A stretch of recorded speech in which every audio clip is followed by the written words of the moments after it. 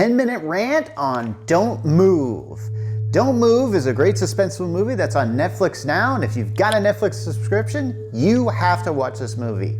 Seriously, this movie is great.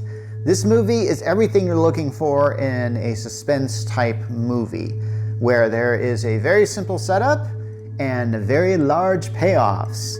Yes, this is a film that honestly, I don't really think it has any real big names in it. The biggest name I could see was on the credits as producer, which is Sam Raimi. You know, the guy that gave us all those cool Spider-Man movies. And essentially, I kind of feel like this is a film that Alfred Hitchcock would have done. And it's something that I think we believe that M. Night Shyamalan should be doing. But I'm going to get to Shyamalan a lot in these 10-minute rants in the next few days, believe you me. And man, I tell you, Don't Move, as I said, has a very simple premise. It starts out showing a woman, and we see her wake up, and this woman has a husband, but is hardly even mentioned in this film. But I'm not going to really get into that, because what's important is this woman and her husband were on a camping trip in a certain park, and their son passed away during the time. Best as I can tell, I think he fell off a cliff that they were nearby and died. And yeah, that's a pretty tragic backstory. And a lot of these types of films usually start out with some kind of tragic backstory like that. And as you might have guessed, the film's plotline is sort of carrying the main character's grieving process. And here the main character is just kind of at this place, and she meets a guy who seems pretty friendly, but he also seems rather intrusive. And he's asking all these questions about what happened, and later on it's discovered that this guy is trying to abduct her. And he actually does succeed by stunning her, and when she wakes up in a car, all tied up, and yeah, she manages to escape from her thing. And this is where the guy drops this little truth bomb, that he's injected her with some sort of paralysis thing. So in the next 20 minutes, she's going to completely be unable to move.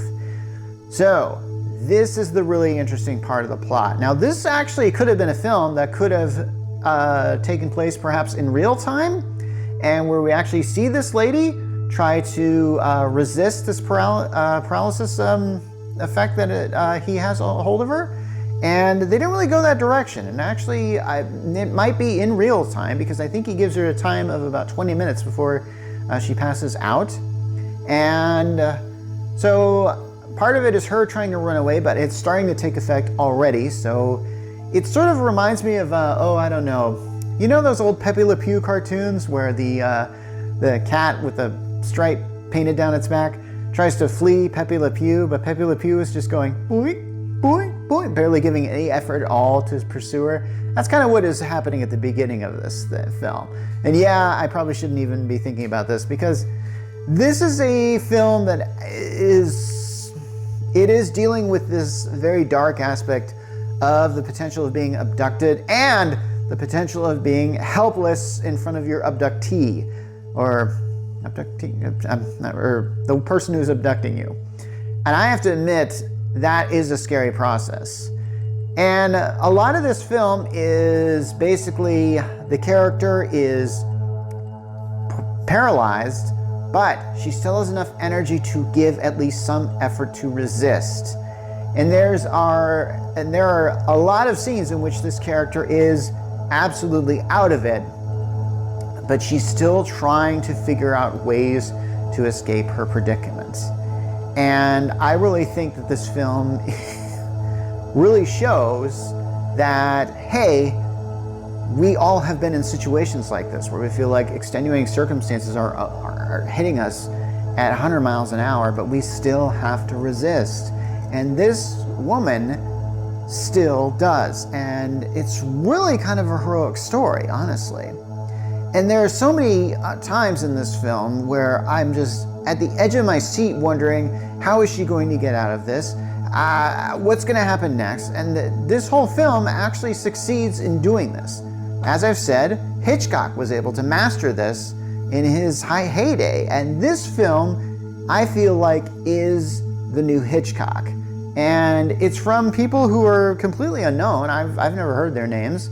And this film kind of showed up on Netflix. If this had a theatrical release, I probably wouldn't have seen it, because I probably would have thought, oh, this is just another one of those suspense movies that they try and make every year, or like, you know, they try and do horror movies every year that just don't really do good, but end up being on video or something like that. So it kind of felt like that. I kind of was going like, okay, I didn't really have very high expectations of this film, and it does look like it's done on a very shoestring budget, but that really is what makes it kind of awesome, because this feels very real. This feels like something that could be happening right outside your door and you wouldn't even know it. And I think that is what they were trying to do, and that is what they succeeded in doing. Now I'm kind of going to get to some spoilers here, so I highly recommend just watching this film if you haven't. And if you want to agree with me or disagree with me on the spoilers on this, I hear you. Basically, when the main character is drugged for the first time and travels, she's able to find refuge at somebody who lives out in a cabin in the woods. And there's a really good scene where essentially she's at this place with the cabin in the woods. She's completely paralyzed, and the guy is really trying to do the right thing. You know, he doesn't really know what is going on with this. And then when the abductor comes to the door and basically spills out this thing that, oh yeah, my wife tends to pass out like this, and he almost, the guy in the cabin almost believes him, and you're kind of going like, oh crap. And then but then I don't really remember what happens, but somehow the abductor gives himself away, and the guy in the cabin manages to call the police. And from there, basically, there's this one scene where this guy, where the abductor basically just burns down this guy's cabin while he's still in it, with the lady, the main character, still in it, and how she saves herself is really rather interesting. So even though she can only move just 2 fingers, seriously, a lot of this film is dealt on the character just moving one limb and just giving it their all in that one limb, and you're wondering like, when are they going to figure out like, oh gosh, yeah. And I think there is one great scene that I have to admit, it just makes me, I just was so like, oh, woo, you know, because here's this thing. Life is about getting hit sometimes, and it's about getting hit hard sometimes. And in some cases, you win, and in some cases, you lose. And in this case, there's a scene where the lady's kind of in the car, abductor's driving, and this guy has like more of that paralysis stuff on the dash, but she swipes it. And the way they show that she swipes it is they just pan the camera to it, and when they pan the camera back, that thing is gone. So it took her every bit of effort to grab that thing. And then she tries to jab him with the needle, but she can't make the plunge for the needle. And I'm just going like, oh my gosh, it could have solved everything if she was able to do that right there. And then even though I said there was going to be spoilers, I'm not going to spoil how this turned out. Oh, what the heck, I will. Because honestly, there's an ending to this that you're either going to like it or you're going to hate it.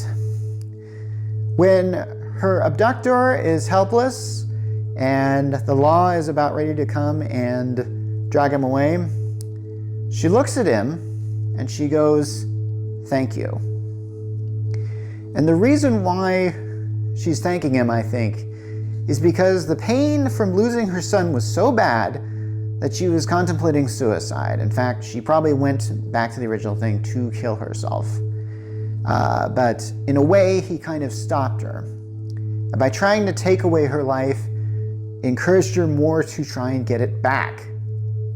And in a way, that's a really beautiful story here. And I think that's really the meat of this story, and this is why I'm going to recommend this film so much. Now that I'm thinking about it, now that we've seen the results of the elections, which some of us have gotten really down on, and hey, I'm one of them, we need to watch a film like Don't Move. See it if you haven't. This is Mark Rollins from the Geek Church, signing off.